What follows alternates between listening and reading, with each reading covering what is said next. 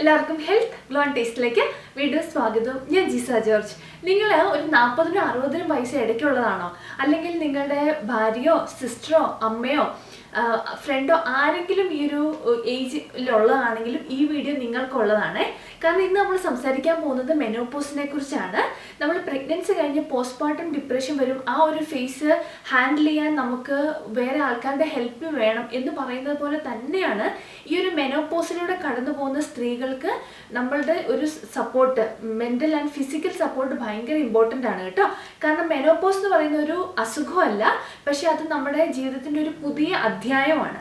അപ്പം അതിനെക്കുറിച്ചാണ് ഡീറ്റെയിൽ ആയിട്ട് ഇന്നത്തെ വീഡിയോയിൽ ഞാൻ പറയാം. അപ്പം നമുക്ക് നേരെ വീഡിയോയിലേക്ക് പോകാം. അതിലും ആരെങ്കിലും ആദ്യമായിട്ടാണ് ഈ ചാനൽ കാണുന്നതെങ്കിൽ, അല്ലെങ്കിൽ ഇതൊരു സബ്സ്ക്രൈബ് ചെയ്തിട്ടില്ലെങ്കിൽ പ്ലീസ് ഡു സബ്സ്ക്രൈബ്. മെനോപോസ് എന്താണെന്ന് നോക്കാവേ. നമ്മുടെ ഓവറീസ് ഈസ്ട്രജൻ പ്രൊജസ്ട്രോണിൻ്റെ അളവ് പതുക്കെ കുറച്ചുകൊണ്ട് വന്ന് ഈ ഒരു പീരിയഡ്സ് നിർത്തുന്ന പ്രോസസ്സാണ് മെനോപോസ് എന്ന് പറയുന്നത്.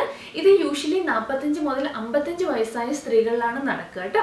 ഇപ്പം നമ്മൾ മെനോപോസിനോട് അടുപ്പിച്ച് ഇറഗുലർ പീരിയഡ്സ് വരും. പക്ഷേ കഴിഞ്ഞ 12 മാസമായിട്ട് നമുക്ക് പീരിയഡ്സേ വന്നിട്ടില്ലെങ്കിൽ ഇതിനെ നമുക്ക് മെനോപോസായിട്ട് കണക്കാക്കാം. മെനോപോസ് ആവുന്നതിന് 4 മുതൽ 10 വർഷം മുമ്പ് വരെ നമ്മുടെ ബോഡിയിൽ ചെറിയ സിംറ്റംസ് കണ്ടു തുടങ്ങും കേട്ടോ. ഇതിന് പറയുന്ന പേരാണ് പെരി മെനോപോസൽ ഫേസ് എന്ന് പറയുന്നത്. ഈ ഒരു സമയത്ത് നമ്മുടെ ബോഡി മെനോപോസിന് വേണ്ടി നമ്മളെ പ്രിപ്പയർ ചെയ്യുന്നതാണ്.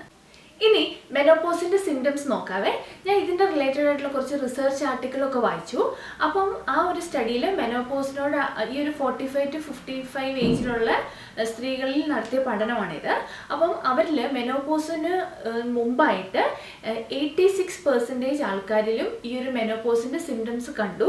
വേറൊരു സ്റ്റഡിയിൽ 96.7% ആൾക്കാരിലും ഈ സിംറ്റംസ് ഉണ്ട്. അതായത് വളരെ ചുരുക്കമായിട്ടുള്ള ആൾക്കാർക്ക് മാത്രമേ ഈ സിംറ്റംസ് ഒന്നും ഇല്ലാതെ ഈ ഒരു മെനോപോസിൽ എത്തുള്ളൂ. മിക്കവാറും ആൾക്കാർക്ക് ഈ സിംറ്റംസ് ഉണ്ടാവും. മെനോപോസിൽ കണ്ടുവരുന്ന മെയിൻ സിംറ്റംസ് എന്ന് പറഞ്ഞാൽ ഹോട്ട് ഫ്ലഷസ് ആണ്. അതായത് നമുക്ക് ദേഹാസകലം ഭയങ്കരമായിട്ട് ചൂട് എടുക്കുക. അതുകൊണ്ട് തന്നെ രാത്രി തന്നെ നൈറ്റ് സ്വെറ്റ്സ് വരാം. അതുപോലെ മൂഡ് സ്വിങ്സ്, നമുക്ക് പെട്ടെന്ന് ദേഷ്യം വരുന്നത്, നമ്മൾ ചെറിയ കാര്യങ്ങൾ വരെ പെട്ടെന്ന് മറന്നു പോവുക. അതുപോലെ വെയ്റ്റ് ഗെയിൻ, ഇറിറ്റബിലിറ്റി, ആൻസൈറ്റി, നമുക്ക് ഭയങ്കര ബ്ലോട്ടിങ്, ഗ്യാസിൻ്റെ പ്രോബ്ലംസ് വരിക, പെട്ടെന്ന് നമുക്ക് യൂറിൻ പാസ് ചെയ്യണം തോന്നുക, അതുപോലെ ബോഡി പെയിൻ വരാം, ഹെഡേക്ക് വരാം, അതുപോലെ വജൈനൽ ഡ്രൈനെസ്സും സെക്ഷൽ ഇൻ്റർകോഴ്സ് ചെയ്യുമ്പോൾ ഉള്ള പെയിനും ഇതിനോട് അനുബന്ധിച്ച് വരുന്നതാണ്. മെനോപോസിനോട് അടുക്കുമ്പം ഇറഗുലർ പീരീഡ്സ്, 1-2 മന്ത് ഇടവിട്ടുള്ള പീരീഡ്സ്, അല്ലെങ്കിൽ 6 മാസത്തിലൊരിക്കൽ ഇങ്ങനെയൊക്കെ വരാം കേട്ടോ. അതുപോലെ തന്നെ ഹെവി ബ്ലീഡിങ്, അതുപോലെ ഇറഗുലർ ആയിട്ട് വരുന്ന ഇടയ്ക്കിടയ്ക്ക് വരുന്ന പീരീഡ്സ്, ഇതൊക്കെ ഇതിൻ്റെ കൂടെ അസോസിയേറ്റഡ് ആയിട്ടുള്ളതാണ്. അതുപോലെ തന്നെ നിങ്ങൾക്ക് പെട്ടെന്ന് ഹെവി ബ്ലീഡിങ് വന്ന് ഫെയിൻ്റ് ആയി പോകാനുള്ള സാധ്യതയുണ്ട് കേട്ടോ. എല്ലാവർക്കും എല്ലാ സിംറ്റംസും ഉണ്ടാവണമെന്നില്ല, പക്ഷേ ഏതെങ്കിലുമൊക്കെ സിംറ്റംസ് നിങ്ങൾക്ക് എക്സ്പീരിയൻസ് ചെയ്യാനുള്ള ചാൻസ് ഉണ്ട്. അപ്പോൾ അതിനു വേണ്ടി ഒന്ന് പ്രിപ്പയർ ആയിട്ടിരിക്കുക. ഇനി എന്തുകൊണ്ടാണ് മെനോപോസിൻ്റെ സമയത്ത് നമ്മൾ ഹെൽത്തിന് ഇത്ര ഇമ്പോർട്ടൻസ് കൊടുക്കേണ്ടതെന്ന് ചോദിച്ചിട്ടുണ്ടെങ്കിൽ, ഈ മെനോപോസ് കഴിയുമ്പോൾ നമുക്കൊരു ലോങ് ടേം ആയിട്ടുള്ള ഹെൽത്ത് ഇഷ്യൂസ് വരാൻ സാധ്യതയുണ്ട്. അതുപോലെ നമ്മുടെ ക്വാളിറ്റി ഓഫ് ലൈഫും കുറയും. കാരണം ഈസ്ട്രജൻ്റെ അളവ് കുറയുവാണല്ലോ. അപ്പോൾ അതുകൊണ്ട് തന്നെ ബോൺ ഹെൽത്തിനെ എഫക്റ്റ് ചെയ്യാം, ഹാർട്ട് ഡിസീസസ് വരാം, അതുപോലെ വെയ്റ്റ് ഗെയിൻ ഉണ്ടാവാനുള്ള സാധ്യതയുണ്ട്. അപ്പോൾ അതുകൊണ്ട് നമ്മൾ ഹെൽത്തിന് നല്ല ഇമ്പോർട്ടൻസ് ഈ ഒരു സമയത്ത് കൊടുക്കണം. മെനോപോസിനെ നമുക്ക് കുറച്ചും കൂടെ ഈസി ആയിട്ട് ഫേസ് ചെയ്യാൻ വേണ്ടി നമ്മൾ ശ്രദ്ധിക്കേണ്ട കാര്യങ്ങൾ എന്തൊക്കെയാണെന്ന് നോക്കാവേ. അതിൽ ഒന്നാമതാണ് സ്റ്റേ ഫിസിക്കലി ആക്റ്റീവ്.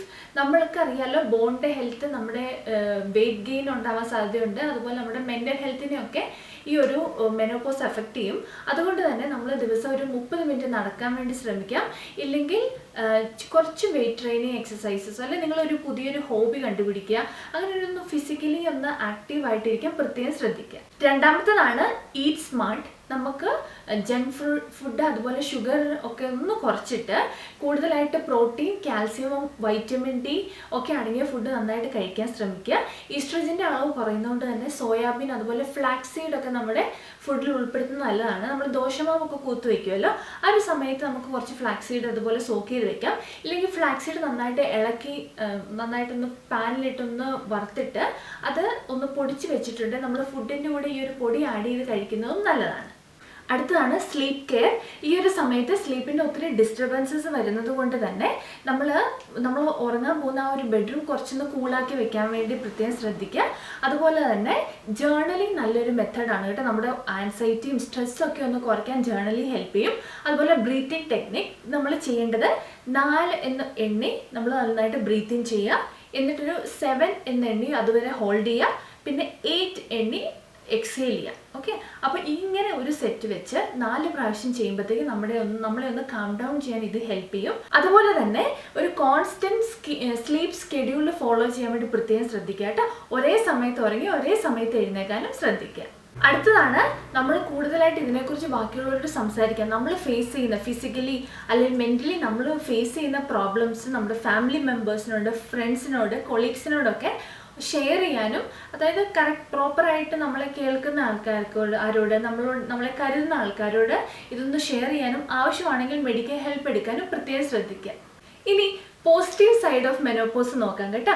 നമ്മൾ മെനോപോസിൽ എത്തിയിട്ടുണ്ടെങ്കിൽ നമുക്കിനി മന്ത്ലിയുള്ള പീരീഡ്സിൻ്റെ ബുദ്ധിമുട്ടില്ല, മെൻസ്ട്രലിൻ്റെ റിലേറ്റഡ് ആയിട്ടുള്ള ആ ഒരു സിംറ്റംസിൻ്റെ പ്രോബ്ലംസ് ഇല്ല, അതുപോലെ ഇനി പ്രഗ്നൻ്റ് ആവുമോ എന്നുള്ള ടെൻഷൻ ഇല്ല. ഇതൊക്കെ ആണെങ്കിലും ഒരു റിസർച്ചിൽ അവർ പറയുന്നത്, അവർ മെനോപോസ് ആയിട്ടുള്ള കുറച്ച് പേരോട് നടത്തിയ സ്റ്റഡിയാണ്. അപ്പോൾ അതിലവർ കണ്ടത് ഈ ഒരു അവർ ഫേസ് ചെയ്ത് കഴിഞ്ഞപ്പോൾ അവർ കുറച്ചും കൂടി ഇമോഷണലി സ്റ്റേബിളായി, സ്ട്രോങ് ആയി, അതുപോലെ കോൺഫിഡൻ്റ് ആയി എന്നാണ് കേട്ടോ. അതുകൊണ്ട് ഇത് ഒരു റൈറ്റ് ടൈമാണ് നമ്മുടെ ഒരു പേഴ്സണൽ ഗോൾസ് സെറ്റ് ചെയ്ത് അതിനുവേണ്ടി വർക്ക് ചെയ്യാനും നമ്മളെ സന്തോഷിപ്പിക്കുന്ന കാര്യങ്ങളിലേക്ക് മനസ്സ് ഫോക്കസ് ചെയ്യാനുള്ള റൈറ്റ് ടൈമാണ്. അപ്പോൾ ഞാൻ വീഡിയോയിലെ തുടക്കത്തിൽ പറഞ്ഞ പോലെ മെനോപോസ് എന്ന് പറയുന്നത് നമ്മുടെ ജീവിതത്തിലെ പുതിയ പവർഫുൾ ആയിട്ടുള്ളൊരു അധ്യായമാണ്. കറക്റ്റായ അറിവ് വെച്ച്, ലൈഫ് സ്റ്റൈൽ ചേഞ്ചസ് വെച്ച്, ആൾക്കാരുടെ സപ്പോർട്ടോട് കൂടി നമുക്ക് ഈ ഒരു ചാപ്റ്റർ നന്നായിട്ട് മുമ്പോട്ടേക്ക് കൊണ്ടുപോകാൻ പറ്റും. ഈ ഒരു സമയത്ത് കൂടുതലായി നമ്മൾ ഹാപ്പിനെസ്സിലും ഹെൽത്തിലും ശ്രദ്ധിക്കുക കേട്ടോ. അപ്പോൾ അത്രയാണ് ഇന്നത്തെ വീഡിയോ. നമുക്ക് അടുത്ത വീഡിയോ ഉടനെ കാണാം. എല്ലാവരും സന്തോഷത്തോടെ ഇരിക്കുക. Be happy, keep smiling. By.